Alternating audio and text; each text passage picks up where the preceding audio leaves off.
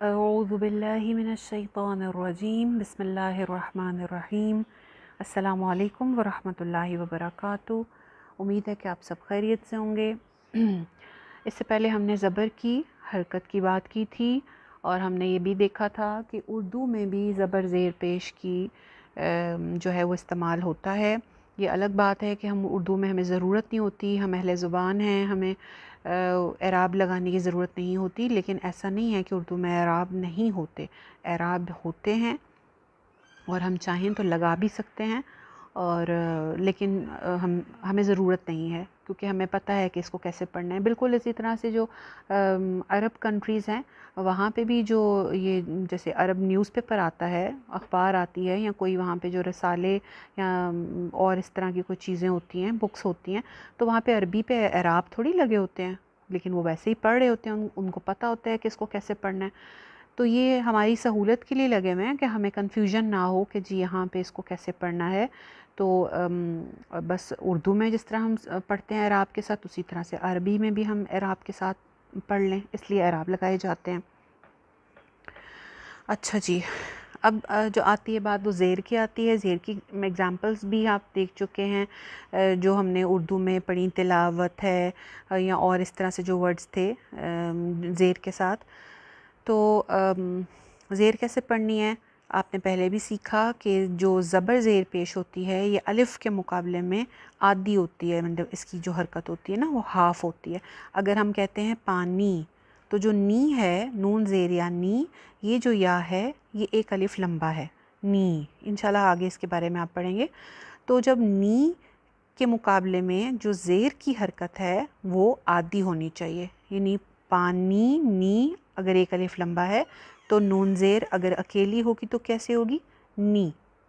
تو اسی طرح سے با زیر بی، تا زیر تی، سا زیر سی، بی تی سی۔ اس کو بی تی سی نہیں کہہ سکتے، با زیر بی، تا زیر تی نہیں کہہ سکتے۔ اگر ہم کہیں گے بی تی تو وہ یا ساتھ ہم ایڈ کر دیں گے، وہ ایک الف لمبا ہو جائے گا، ٹھیک ہے نا؟ تو اس لیے اس کی کنٹرولڈ وائس کے ساتھ بی تی سی۔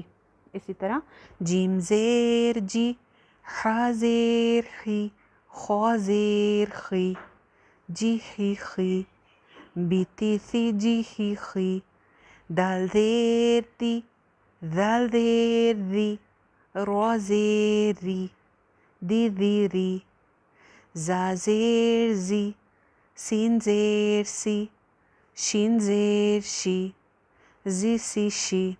تمام حرکات اسی طرح پڑھنی ہے۔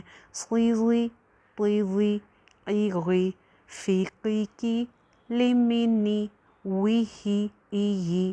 کوئی بھی حرکت ہم نے لمبی نہیں کرنی، اور جب ہم نے اس کے ورڈز پڑھنے ہیں تو ان چیزوں کا خیال رکھنا ہے جو ہم نے زبر پڑھتے وقت رکھا تھا کہ ایکسرسائز جب آپ خاص طور پہ بچوں کو کرائیں تو سب ورڈز کا وزن ایک جیسا نہ ہو، حرکتیں جو ہیں وہ لمبی نہ ہوں، اسپیشلی فرسٹ والی حرکت یا پھر لاسٹ والی حرکت۔ اس ایکسرسائز کو بھی، ان ورڈز کو بھی آپ دو طریقے سے کرا سکتے ہیں، پہلے توڑ کے، اس کے بعد پھر جوائن کر کے۔ ای بی لی، ای بی لی، ای بی لی نہیں کرنا، لام کی زیر لمبی نہیں ہونی چاہیے۔ ای بی لی، ی لی ج، ی لی ج، س فی ہ، س فی ہ، ح سی ب، ح سی ب، ل می ن، ل می ن، ای بی لی، ی لی ج، س فی ہ، ح سی ب، ل می ن۔ وزن بدلتے ہوئے اسی طرح ملکی، فلقی، شہید، رحیم، وسیع۔